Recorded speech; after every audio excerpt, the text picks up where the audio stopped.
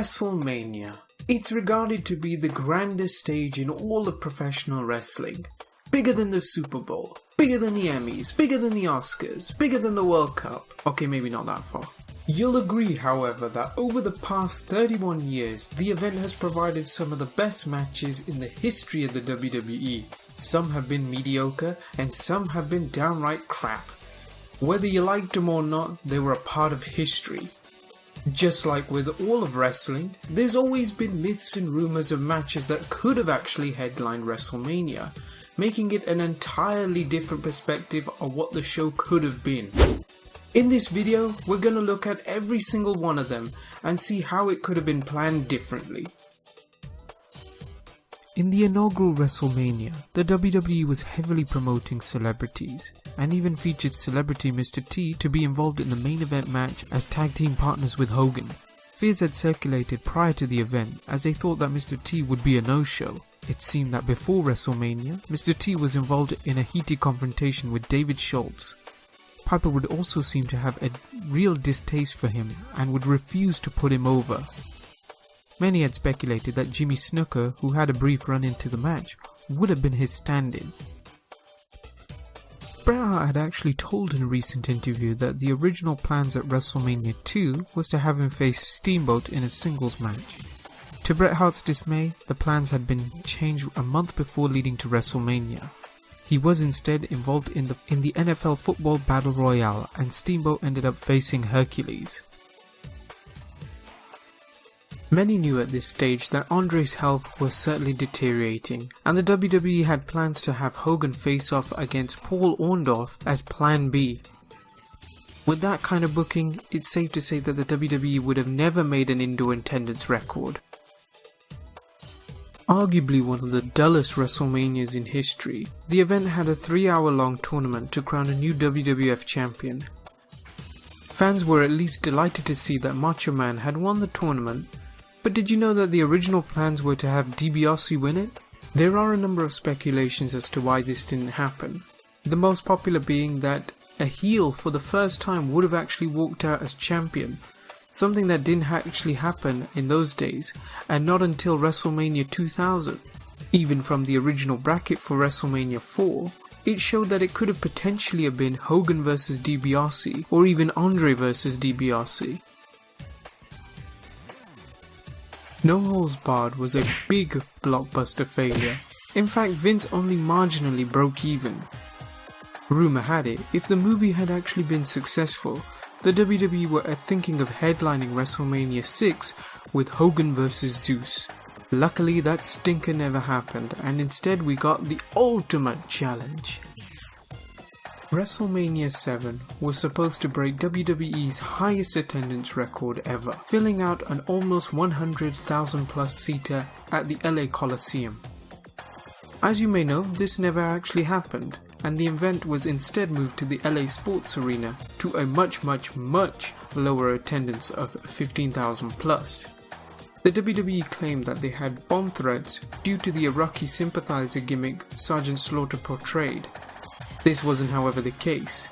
Ticket sales were the only thing that bombed, as they were nowhere close to having 100,000 plus for this event. Hulk Hogan and Ric Flair, two of wrestling's most biggest stars.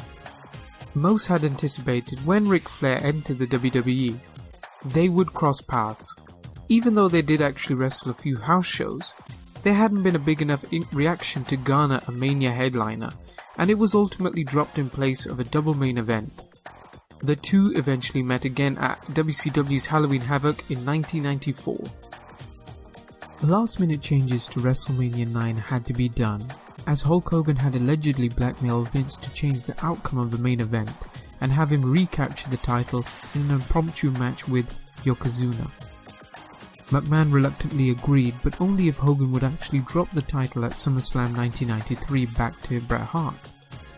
This of course never happened though, as Hogan dropped the title back to Yokozuna at the WWF King of the Ring pay-per-view. Instead, Hogan believed that Hart was not even in his league and left for WCW next year. Hart's compensation was to win the King of the Ring tournament that year.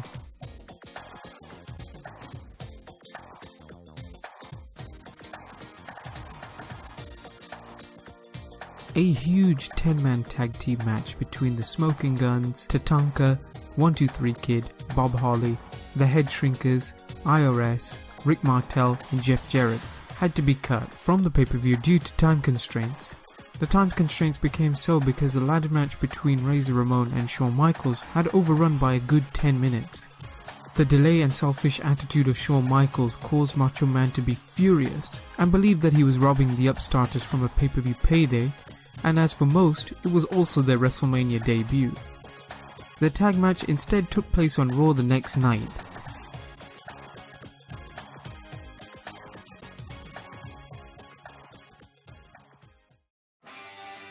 Unbelievably, the streak could have even ended here at WrestleMania 11 if Vince McMahon had his way.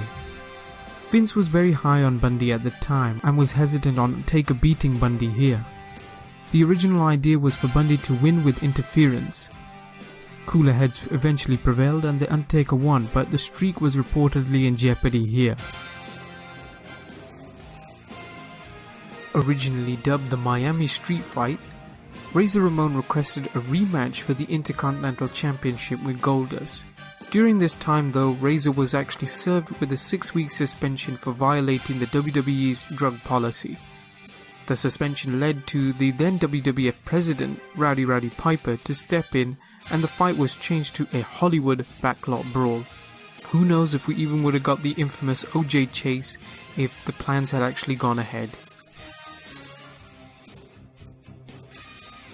Rumours had actually circulated that the original plan was to have a WrestleMania 12 rematch between Michaels and Hart. Since Bret Hart put Shawn Michaels over last year, Bret wanted Shawn to do the same and have him drop the belt to him at WrestleMania 13. Allegedly, Shawn was reluctant to do so and faked a knee injury to avoid this. Even though Shawn has never admitted to doing so, the shoot promo given by Bret seemed legit.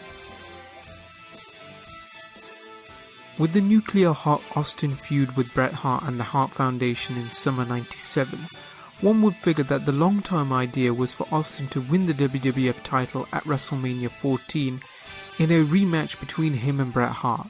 Things however of course changed drastically, as not only Austin breaking his neck, but Bret Hart also exiting the WWF after the Montreal Screwjob. The original plan was to have Bret drop the belt to Austin at WrestleMania 14, putting him over. Of course this never happened, and it was Shawn Michaels who ended up putting Austin over in their incredible match. WrestleMania 15's original plan was to actually have a triple threat match as the main event. In fact, Vince Russo told Foley that he was to be considered in the main event, and that was until Shawn Michaels caught wind of the suggestion. He eventually convinced Austin that a triple threat match shouldn't be the way to go, and it should be just him and The Rock going face to face. Russo also told that he was the one who broke the news to him, and Foley was left extremely disappointed. WWE unfortunately thought that a triple threat match at the main event wasn't a WrestleMania tradition and kept to the one-on-one single match.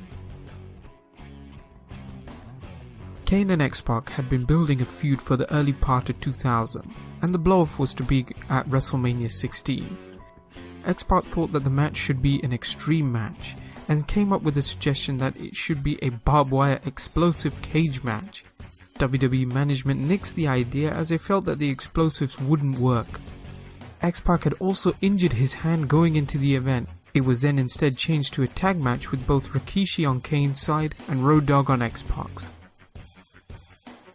Well guys, that about wraps up this video here. I hope you enjoyed part 1 of the 31 WrestleMania plans that never happened. Tune in to part 2 soon, where I'll be going through WrestleMania 17 to 31. As always guys, please like, share and subscribe, and I'll see you next time for some more wrestling content. Enjoy WrestleMania.